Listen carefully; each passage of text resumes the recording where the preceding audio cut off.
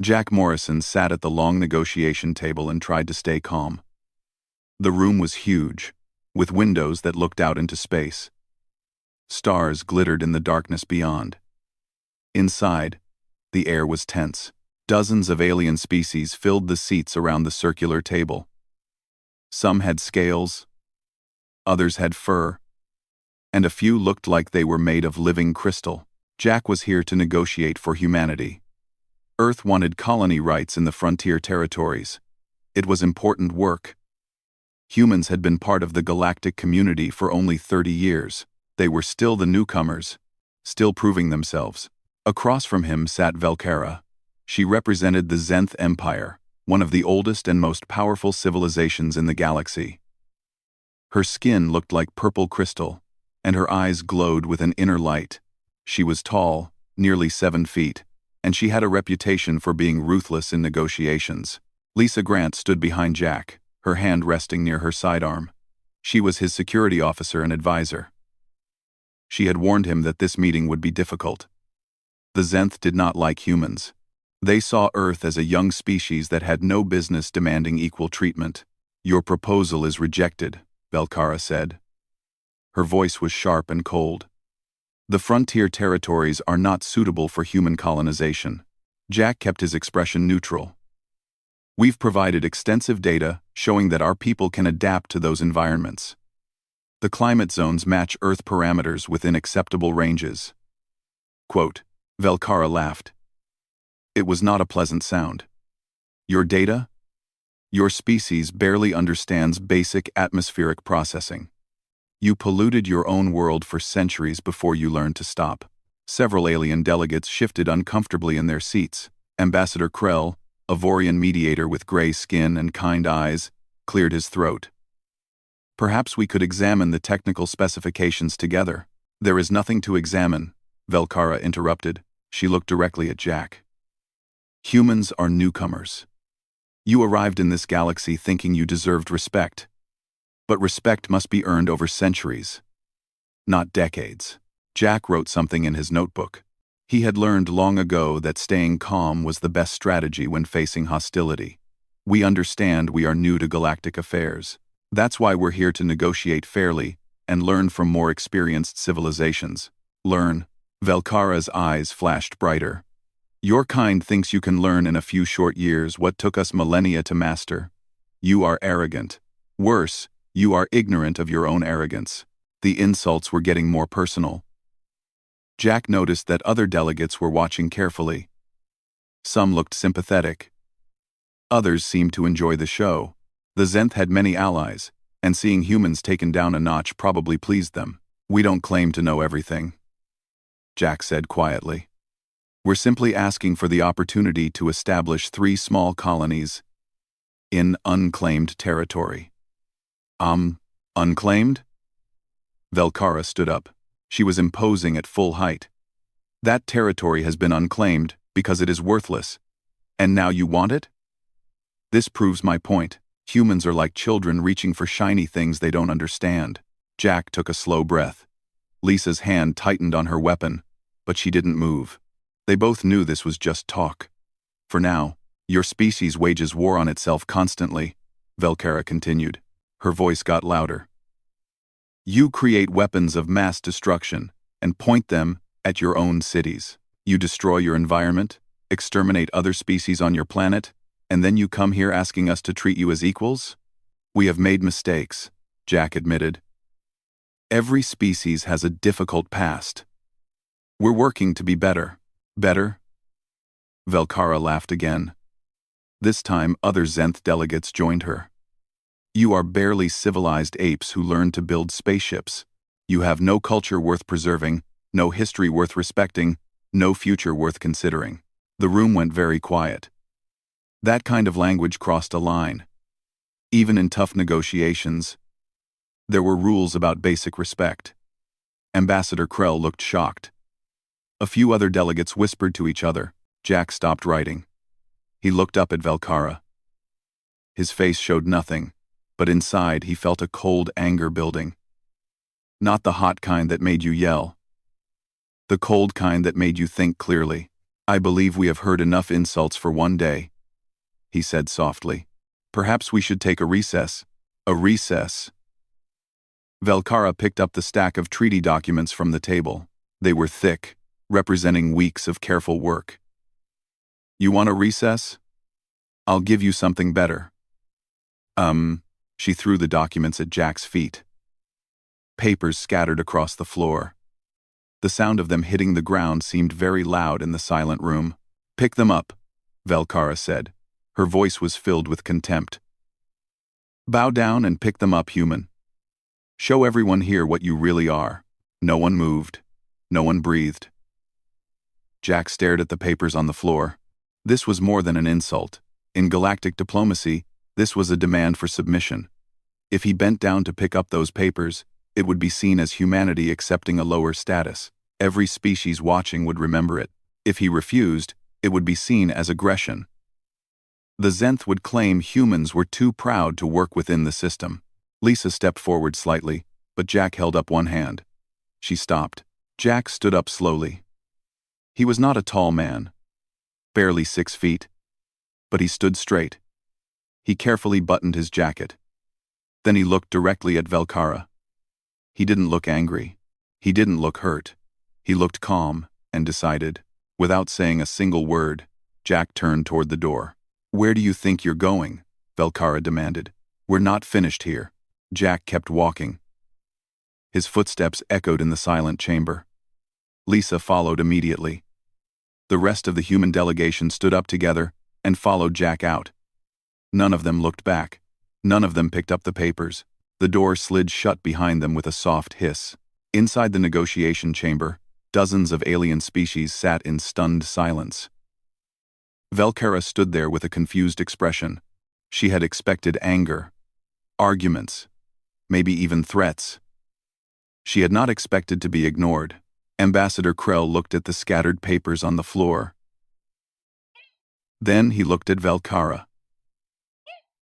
I believe, he said quietly, you may have made a serious mistake. Velkara waved her hand dismissively. The humans are weak. They ran away because they know they cannot compete with us. But Krell wasn't so sure. He had studied humans. He knew their history. They had a saying, don't mistake patience for weakness. As he looked at the closed door, he wondered if Velkara understood what she had just done. In the corridor outside, Jack walked with steady steps. His delegation followed in silence. Lisa finally spoke. Sir, what's our next move? Jack didn't slow down. We're leaving the station. Contact Earth. Tell them we're done negotiating with the Zenth Empire. For how long? Jack's voice was quiet but firm. Until they learn what respect means. News traveled fast in the galaxy. Within hours, every major civilization knew what had happened in the negotiation chamber. The story spread through official channels and unofficial gossip networks. Velkara had insulted the human ambassador. The human had simply walked out. The Zenth Empire celebrated it first. Their news networks showed footage of Velkara throwing the documents. They edited it to make it look like a great victory. Headlines read, Zenth negotiator puts upstart humans in their place. Velkara gave interviews, smiling and confident. Humans need to understand the natural order, she told reporters. They are newcomers. They must earn their place through humility, not demands. The Zenth public loved it. Their empire had stood for thousands of years. Seeing the young human species reminded of their low status felt good to many Zenth citizens. But not everyone saw it that way. On a merchant vessel traveling between star systems, a trader named Maxis watched the news footage with a frown. Maxis was a Keltharian, a species known for fair dealing and long memories. He had worked with humans before. 5 years ago, his ship had suffered engine failure near a human freight route. 3 human merchant vessels had changed course to help him. They spent 2 days repairing his engines, refused payment, and only asked that he pass on the kindness someday. Maxis opened his communication panel and wrote a message on the public galactic network. I watched the news about humans being called barely civilized apes. Let me tell you about the time human strangers saved my crew and asked for nothing in return. These are the apes she speaks of? The message got attention. Soon, other aliens started sharing their own stories. A Vorian military officer posted combat footage. It showed human soldiers defending an alien colony from pirates. The humans had no treaty with that colony. They gained nothing from helping. But they had seen people in danger and responded. 3 humans died in that battle. The colony remembered them with a monument. A medical researcher from the Andral species wrote about human doctors who came to help during a plague. The humans brought medicine and stayed for months, working alongside Andral physicians until the outbreak was controlled. They risked their own lives for people they had never met. The researcher wrote. The stories kept coming. Humans keeping business deals even when it cost them money. Human engineers sharing technology freely with less advanced species. Human aid workers on a dozen different worlds. Admiral Ryan Clark sat in his command chair on the bridge of the Earth vessel Liberty. He was reading the reports from the diplomatic incident. His fleet was stationed near the neutral zone between human and Zenth space. "Sir, we're receiving orders from Earth Command," his communications officer said. Ryan read the message. It was simple and clear. All human vessels were to redeploy away from Zenth space, not as an act of war, but as a withdrawal. Earth was cutting ties. "Acknowledge the order," Ryan said. "Begin redeployment procedures. All ships to pull back to human territory." His first officer looked concerned. "Sir, the Zenth might see this as weakness." Ryan shook his head. "They can see it however they want. We're not here to convince them of anything." Across human space, the same thing was happening. Ambassador Chen Wei, who represented the Asian coalition in another sector, was packing his office. He had spent 3 years building relationships with various species in this region. Now he was leaving. A Vorian diplomat came to visit him. "Chen, is this really necessary? One bad negotiation shouldn't end everything." Chen looked at his friend. "It's not about one negotiation. It's about respect. If we stay after being treated that way, we teach everyone that humans will accept any insult. We teach them that our dignity has no value, but walking away is exactly what we should do," Chen finished. "We will work with species who treat us as equals. We will not waste time with those who don't." The human withdrawal was quiet and organized. No angry speeches, no threats. Human businesses in Zenth space closed their offices.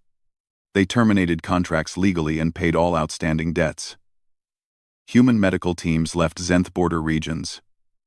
Human trade ships rerouted to avoid Zenth ports. Kate Sullivan was the director of human trade operations. She coordinated the withdrawal from her office on Earth. It was a massive undertaking. Humans had significant economic presence in and around Zenth space. "How much are we talking about?" her assistant asked, looking at the numbers. Kate checked her data. Humans handle 23% of Zenth medical supply chains, 31% of their rare earth element processing, 15% of their agricultural imports. "That's significant." "Yes," Kate said quietly. "It is." She sent a formal message to all human trade vessels. Effective immediately. All trade with the Zenth Empire is suspended indefinitely. Seek new partners. Earth will provide list of recommended alternatives. The message went out. Human merchants, always adaptable, started looking for new opportunities. They found them quickly. Other species were watching this situation carefully, and many saw an opportunity. 2 smaller civilizations, the Prel and the Mantari, approached human trade officials within days. They had stayed quiet during the diplomatic incident, but now they made their positions clear. "We value human reliability," the Prel ambassador told Kate in a video call. "We would like to discuss expanded trade agreements." The Mantari were more direct. "The Zenth are bullies. We prefer to do business with species who have dignity and honor." Humans have shown both. Meanwhile, on Harmony 7 station, Ambassador Krell was trying to understand what was happening. He had been a mediator for 40 years and had never seen anything quite like this. The Galactic Council had several ongoing disputes that needed mediation. Traditionally, they would ask the Zenth to help. The Zenth were powerful and usually effective at forcing solutions. But this month, 3 different species specifically requested human mediators instead. "We want someone who will be fair," one ambassador explained. "Humans listen before they decide. The Zenth just tell you what to do." Krell found this fascinating. In the weeks following the incident, he watched the galactic political landscape shift. The Zenth Empire wasn't collapsing. They were still powerful and wealthy. But something had changed. Species were choosing to work with humans instead, not because they feared Earth, not because humans had threatened anyone, simply because humans had shown they valued themselves enough to walk away from disrespect. It was a powerful message. Back in the Zenth Empire, Emperor Thalrex was starting to notice problems. His trade ministers reported that supply chains were disrupted. His medical advisors warned that certain medicines were becoming harder to get. His economic council showed him projections that were concerning.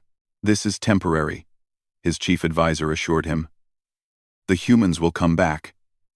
They need us more than we need them." But the Emperor wasn't so sure. He had intelligence reports from across the galaxy. Humans weren't suffering. They were finding new partners. Some species were actually choosing to reduce their ties with the Zenth in favor of human relationships. The Emperor called Velkara to his throne room. She arrived confident, expecting praise for her handling of the humans. "Your Majesty, the humans learned their lesson," she said. "They know their place now." The Emperor looked at her coldly. "Do they? Because from what I see, they are thriving. Other species are choosing them over us. Our trade numbers are down. Our influence is weakening. Tell me, Velkara, what lesson did they learn?" Velkara hesitated. They learned that they cannot disrespect the Zenth Empire." "No," the Emperor said quietly. "They taught the galaxy that they don't need the Zenth Empire. That is a very different lesson, and a very dangerous one for us." For the first time, Velkara looked uncertain. On Earth, Jack Morrison was back home. He walked through a park near his apartment, enjoying the familiar gravity and air. His communicator buzzed. It was a message from the Galactic Council. 3 more species had requested human presence in their territories. 2 wanted trade agreements. 1 wanted humans to help train their peacekeeping forces. Jack smiled slightly. Walking away from that negotiation table had been hard. Every instinct told him to argue, to fight back with words, to defend humanity's honor. But sometimes, the strongest thing you could do was simply know your worth and refuse to compromise it. He had walked away. And in doing so, he had shown the galaxy exactly what humans were made of. 3 months had passed since Jack Morrison walked out of the negotiation chamber. The Zenth Empire was beginning to feel the real cost of that day. On the border world of Zenth 5, Dr. Ben Harris was packing up his medical equipment. He had been running a human medical mission here for 2 years. The facility treated both Zenth citizens and travelers from other species. It was good work, and Ben had grown to care about his patients. But orders from Earth were clear. All human personnel were to withdraw from Zenth space. No exceptions. "Dr. Harris, please," a Zenth physician named Kralma said. She had worked alongside Ben for months. "The outbreak in the southern region is getting worse. We need your help." Ben felt terrible, but he shook his head. "I'm sorry, I have to follow my orders. My team leaves tomorrow. But people will die." "I know," Ben said quietly. "And I hate that. But this decision wasn't made by me. Your government needs to understand that actions have consequences." Kralma looked desperate. "This is politics. Our patients have nothing to do with what happened at that negotiation." Ben stopped packing and looked at her. "You're right. They don't. But when your government allows humans to be treated like animals, when they celebrate our humiliation, they're telling us we don't matter. If we stay after that, we agree with them. We can't do that. Not even for good reasons like helping sick people." The next day, Ben and his team boarded a transport ship and left.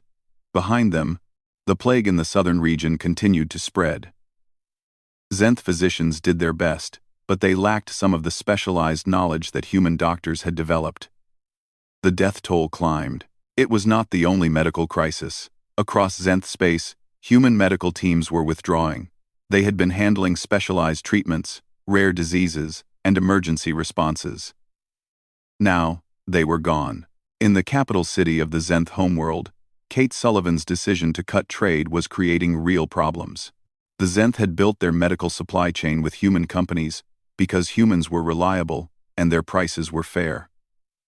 Now those companies were gone. A Zenth trade minister stood before Emperor Thalrex with bad news. "Your Majesty, we can find other suppliers for most items. But it will cost more, much more, and some medical supplies. There are no immediate alternatives." "How long to develop our own production?" the Emperor asked. "Years, Your Majesty. Perhaps a decade for some items." The Emperor's expression darkened. "What about buying from other species? They are asking premium prices. They know we're desperate." One supplier quoted us triple the normal rate.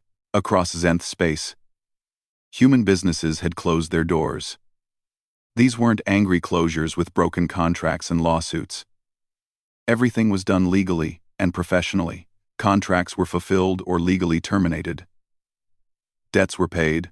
Equipment was either sold or shipped out. It was all very orderly. And somehow that made it worse.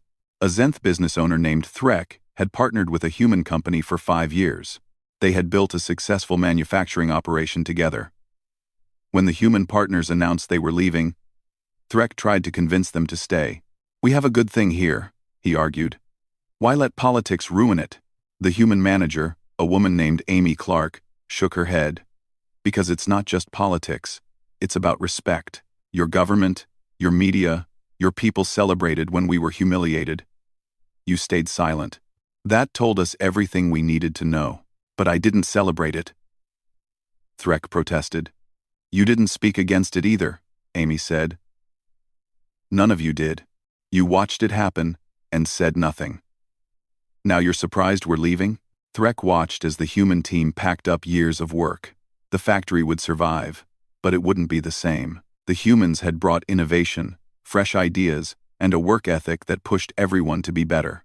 The economic impact spread slowly but steadily. The Zenth Empire was large and wealthy. Losing human business partners didn't destroy them. But growth stopped. New projects were delayed. Costs increased. Other species watched carefully. Some of them had their own difficult relationships with the Zenth. The Empire had a long history of bullying smaller civilizations. Now they saw something interesting. The humans weren't fighting the Zenth.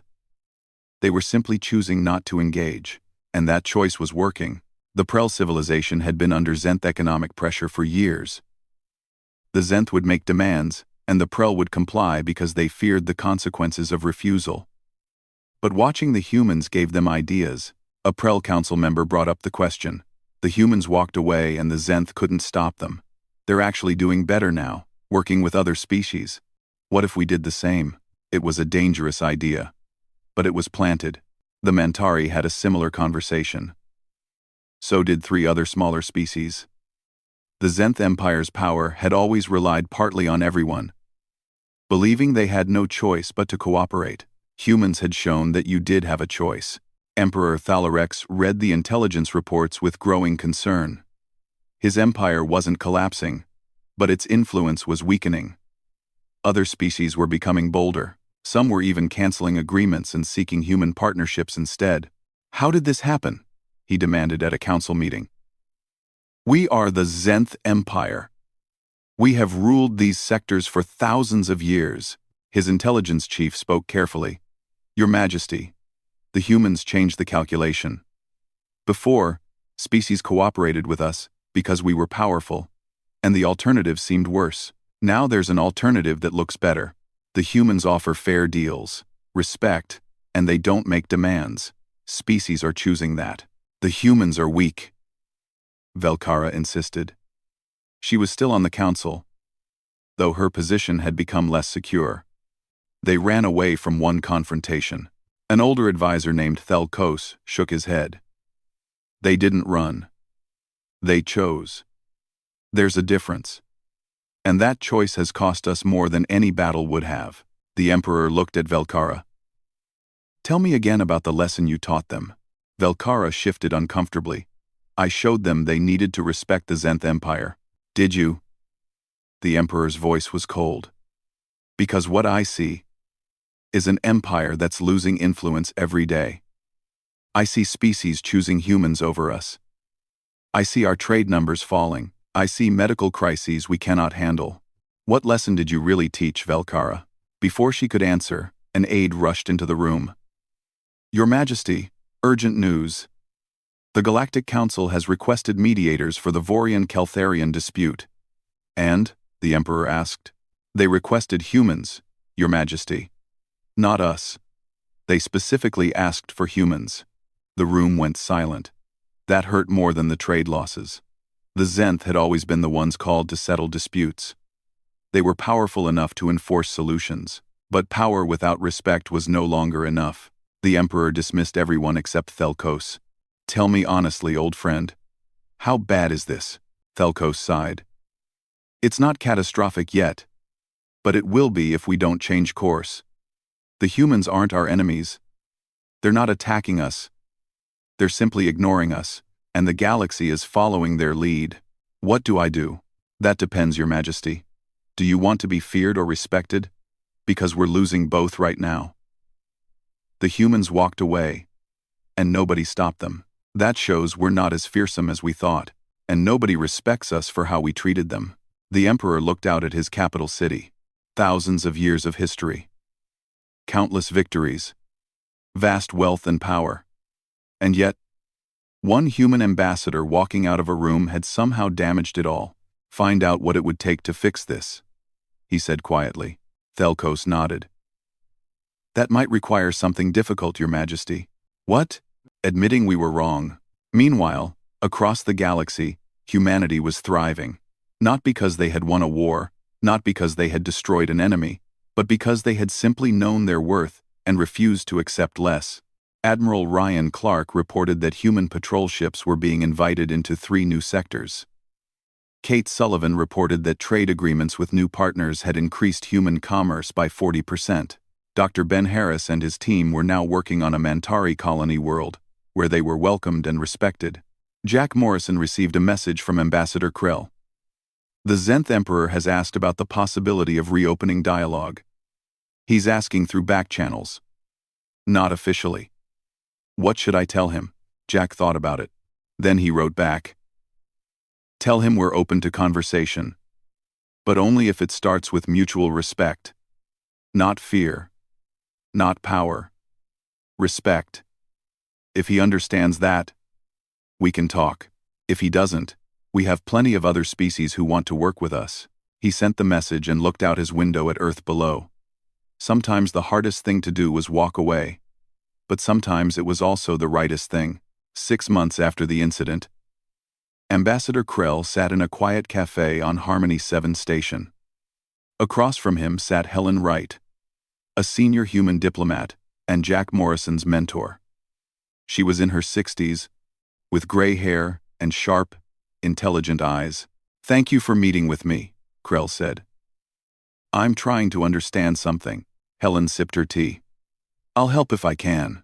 The human response to Velkara's insult has confused many species, Krell said carefully. You didn't threaten war. You didn't seek revenge. You didn't even issue angry statements.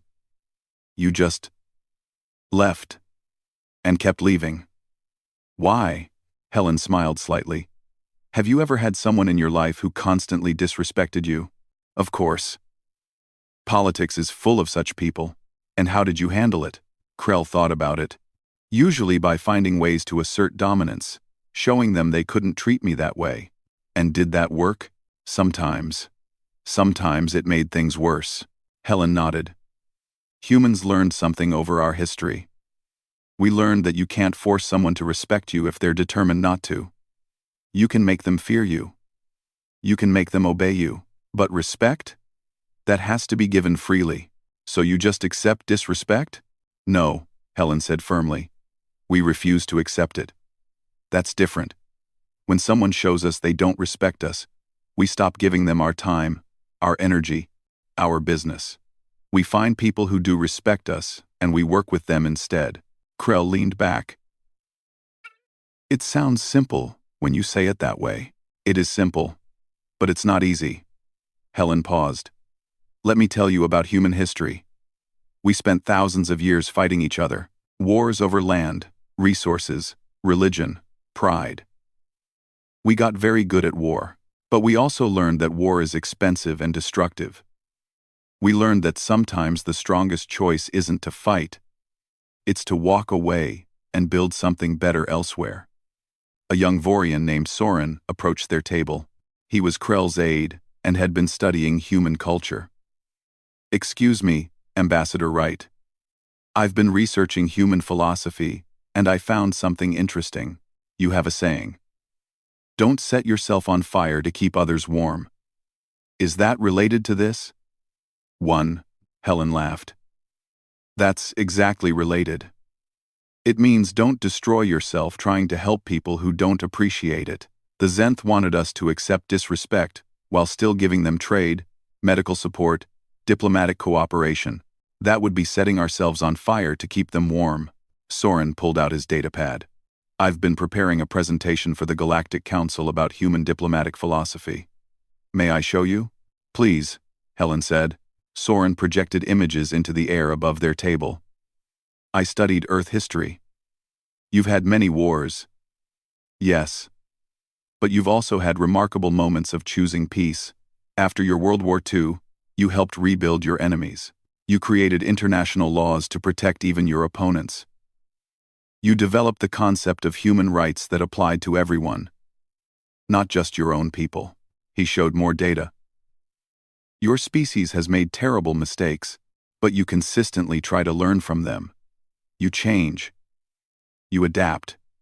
Other species, including my own, tend to hold on to old ways. The Zenth are perfect examples.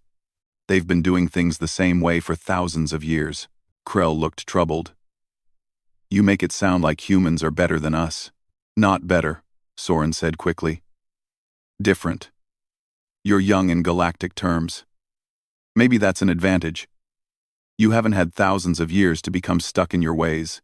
Helen added, we don't think we're better than anyone, but we do think we deserve the same respect we give others. That's not arrogance. That's basic dignity. The conversation was interrupted by news playing on screens around the cafe. General Chris Palmer, a human military officer, was giving an interview about human defense strategy. We prepare for war very seriously, Palmer was saying. Our military trains constantly.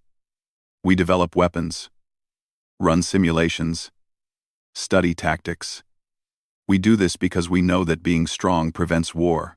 If others know we can defend ourselves, they're less likely to attack us. The interviewer asked, but you don't use that strength to bully other species? Palmer shook his head. Strength is for defense, not domination. Yes, we could probably defeat some smaller species in a fight. But why would we want to? What would we gain except enemies? We'd rather have friends and trading partners. What about the Zenth situation? We're not afraid of the Zenth, Palmer said calmly. But we're also not interested in fighting them. They disrespected us, so we stopped doing business with them. That's not weakness. That's knowing our worth. Krell turned off the screen. Your general makes it sound so logical. It is logical, Helen said. The Zenth thought we would either submit or fight. When we did neither, it confused them. They didn't have a plan for us simply choosing to work with everyone except them. Over the next few weeks, Soren presented his research to various groups at the Galactic Council. His presentation compared different diplomatic approaches. The Zenth style was domination. The Vorian style was mediation. The Keltharian style was trade-focused. The human style was something different. Cooperation with boundaries. Respect as a requirement, not a luxury. Willingness to walk away from bad situations. 3 more species approached humanity with partnership offers. They all said similar things. We want to work with people who treat us fairly. Meanwhile, In Zenth space, Emperor Thalrex was dealing with growing problems.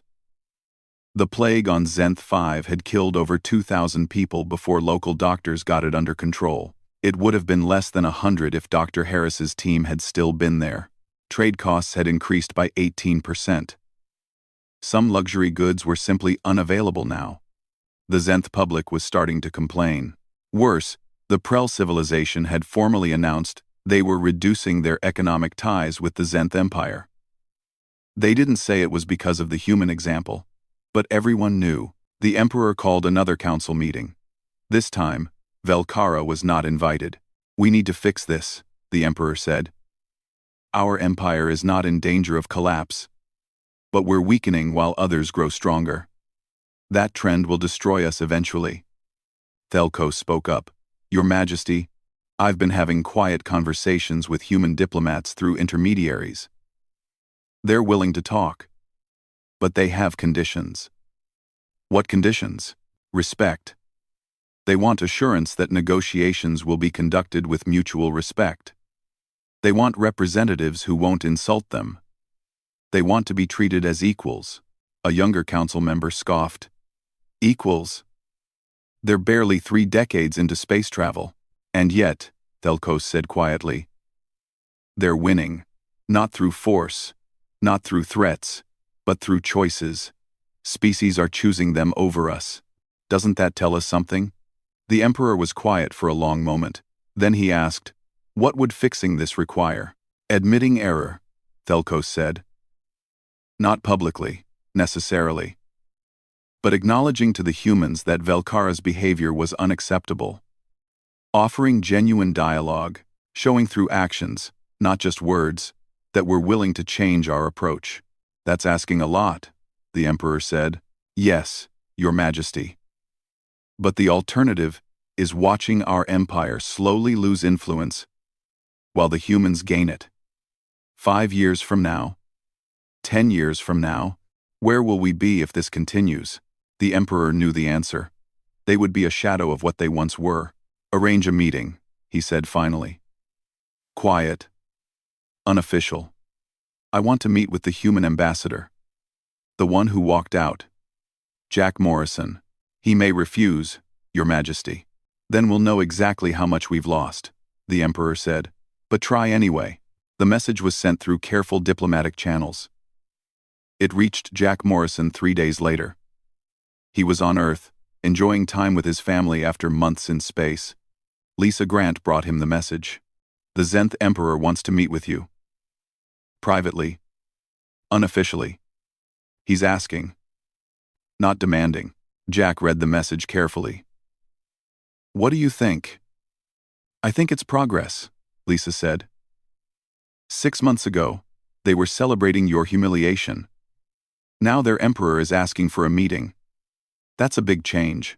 Jack nodded slowly. "But is it real change or just political maneuvering? Only one way to find out." Jack thought about the past 6 months. The humans who had lost jobs when they left Zenth space but found better ones elsewhere. The species who had reached out to humanity with respect and friendship.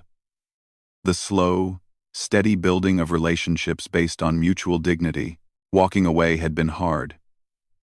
But it had been right. "Tell them I'll meet with him," Jack said, "but on neutral ground. Harmony 7 Station. In the same negotiation chamber where Velkara threw those documents at my feet." "That's bold," Lisa said. "It's necessary," Jack replied. "If he's serious about change, he'll accept. If he's not, we'll know." The response came back within hours. The Emperor agreed to all conditions. Jack prepared for the meeting, knowing that what happened next would shape human-Zenth relations for decades to come. Jack Morrison walked into the same negotiation chamber, where everything had started 6 months ago. The room looked exactly the same. The same circular table. The same windows, showing stars beyond. But everything else had changed. This time, only a few people were present. Jack and Lisa on the human side, Emperor Thalrex, with his advisor Thelkos on the Zenth side. Ambassador Krell was there as a neutral witness, at both sides' request. The Emperor looked different than Jack expected. In his imagination, Zenth emperors were proud and harsh, But Thalarex looked tired. His crystalline skin seemed less bright than in official pictures. They sat down across from each other. For a long moment, nobody spoke. Finally, the Emperor broke the silence. "Ambassador Morrison, thank you for agreeing to meet." Jack nodded. "Your Majesty." Another pause. Jack waited. He had learned that patience was often more powerful than words. The Emperor seemed to struggle with what to say next. Finally, he spoke. "Your absence has been noted." Jack kept his expression neutral. "We didn't leave to be noticed. We left because staying would mean accepting disrespect." "Yes." The Emperor looked directly at Jack. "I've spent 6 months understanding that. It took longer than it should have." "What changed your mind?" Jack asked. The Emperor gestured to Thelkos, who pulled up data displays. "These numbers. Medical crises we couldn't handle. Trade costs that keep rising. Species choosing human partnerships over Zenth agreements. And most importantly, respect. Other civilizations are treating you with a respect they no longer give us. Because we earned it," Jack said quietly. "Did you? Or did we lose it?" The Emperor's question hung in the air. "I've been thinking about that distinction." Velkara said, "You needed to earn respect through centuries of service. But perhaps we lost respect through moments of cruelty." Jack leaned forward slightly. "Your Majesty, why am I here? What do you want from this meeting?" The Emperor was quiet for a moment. Then he said something that shocked everyone in the room. "I want to understand how we fix what was broken. I want to understand. I want to understand. How we fix what was broken. Do you mean broken treaties? Broken trade agreements?" "No," the Emperor said. "I mean broken trust. Broken respect." Jack studied the Emperor's face. This seemed genuine, but he had to be sure. "That's not something you can fix with one meeting. Trust is built slowly." "I know." The Emperor paused. "I'm not here to ask you to forgive what happened. I'm here to ask what it would take to start over." "Start over?" Jack shook his head. "We can't erase what happened. Velkara threw those documents at my feet and demanded I bow. Your empire celebrated it. Your media called us apes. Those are facts we can't change." "You're right," the Emperor admitted. "We cannot change the past. But can we change the future?" Lisa leaned close to Jack and whispered. "He's actually asking, not demanding." "That's progress." Jack nodded. He looked at the Emperor. "Here's what humans need. First, we need acknowledgement that what happened was wrong. Not just unfortunate or regrettable. Wrong." The Emperor didn't hesitate. "It was wrong. Velkara's behavior was cruel and disrespectful. I allowed a culture in my empire that celebrated that cruelty. That was my failure as a leader." Jack was surprised by the directness. "Second, we need assurance it won't happen again. Not just promises. Real changes." "What kind of changes?" "Your diplomatic corps needs training and respectful engagement. Your media needs to stop promoting supremacist ideas. Your education system needs to teach that young species aren't inferior species." Thelkos was writing everything down. "These are reasonable requests, Ambassador Morrison." "Third," Jack continued, "any future negotiations must be between equals. If your people can't treat us as equals, we won't negotiate." "Agreed," the Emperor said. "What else?" Jack thought carefully. "One more thing. Velkara. What happened to her?" The Emperor's expression hardened. "She was removed from her position. She still has a minor role in our government, but she no longer represents the Empire in negotiations." "That's not enough," Jack said. Lisa looked at him in surprise, but he continued. "She needs to face public consequences. Your people need to see that behavior like hers is unacceptable. If she just quietly disappears into another job, the message is that what she did was fine. Just politically inconvenient." The Emperor frowned. "You want me to punish her publicly?" "I want you to make a statement publicly. What that looks like is up to you. But if your empire sees that she faced no real consequences, they'll think her behavior was acceptable. Krell spoke up. Ambassador Morrison has a point, Your Majesty. The galactic community is watching to see if the Zenth Empire has truly changed, or if this is just political maneuvering. The Emperor thought about this. Very well. Velkara will be formally censured. It will be public. The statement will make clear that her behavior violated diplomatic standards and brought shame to the Empire. Thank you, Jack said. They spent the next 2 hours discussing practical matters. Trade agreements could be re-established, but slowly. Medical cooperation could resume, but with clear protocols. Cultural exchanges could help both species understand each other better. As the meeting was ending, the Emperor asked one more question. Ambassador Morrison, when Velkara insulted you, why did you just leave? You could have shouted back, demanded apologies, threatened consequences. Why silence? Jack thought about his answer. Your Majesty, I learned something important in my life. When someone disrespects you, getting angry gives them power over you. Fighting with them makes you look weak, but walking away, that shows you don't need them, that you have self-respect even if they don't respect you. It seems passive, the Emperor observed. It seems that way, Jack agreed. But think about what happened. I walked away from one meeting. That single act led to humans leaving Zenth space, other species questioning their relationships with you, and eventually brought you here to meet with me. Was that passive? The Emperor smiled slightly. No. It was strategic. It was simple, Jack corrected. I knew my worth.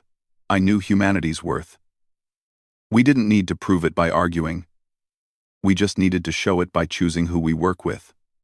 The meeting ended with a handshake between Jack and the Emperor. It was symbolic and would be photographed. But the real work would come in the months ahead. As Jack left the chamber, he nearly ran into someone in the corridor. It was Velkara. She looked different, less confident. Her crystalline skin seemed dimmer.